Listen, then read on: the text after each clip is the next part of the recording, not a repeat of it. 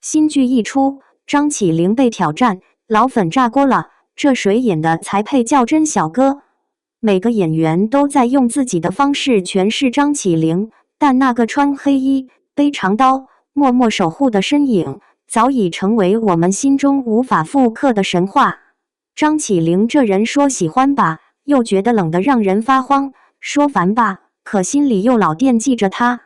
他不像个活人，倒像从古墓里走出来的一道影子，本事大的离谱，身世却一团黑，谁也看不透。这么些年，《盗墓笔记》翻来覆去拍了7、8回，张起灵换了800个演员，每一个都得过原著粉那一关。最近这部《吴邪私家笔记》又换了个新人，叫程香，脸是真俊，站那儿就跟画里抠出来的一样。可你看久了就别扭，哪儿不对劲呢？说不上来，就是感觉这不是小哥。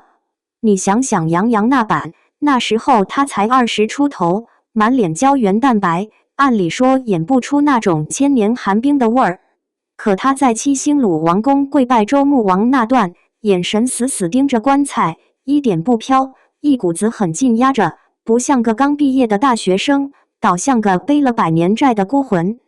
后来萧雨良上场杀海里的张起灵，一拳一脚都利索，那是真练过的底子。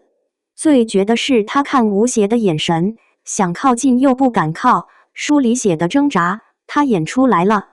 那一眼，心都碎一半。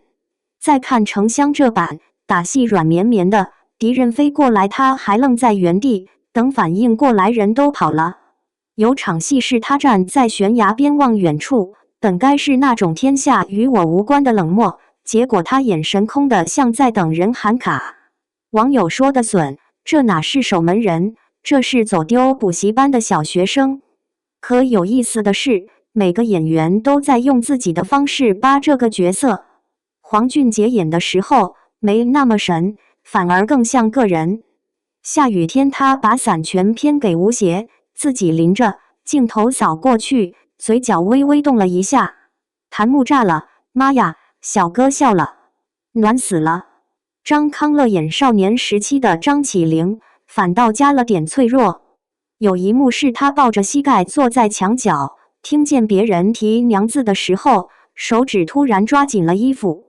没人说话，但你知道，神明也有想哭的时候。赵东泽那版一出来，观众直接懵，这哥们谁啊？造型挺帅，气质不对，整得跟夜店保安似的，青铜面具戴他脸上都显得廉价。新剧为啥反响平平？节奏太快了，前脚进墓，后脚就炸机关，连喘口气的机会都不给。那些该细细咂摸的瞬间，全被剪没了。光靠2个新人撑场面，观众当然觉得缺斤短两。不过程香和徐振轩私下对戏挺自然，片花里笑成一团。听说接下来要一起拍《九门》，磨合好了，说不定下次能打出点火花。至于谁最像张起灵，这问题没答案。你心里那个穿黑衣、背长刀、默默走在队伍最后的人，他是谁？是你第一次熬夜看完小说时脑海里浮出的脸，是我躲在被窝里听雷声时幻想的那个守护者。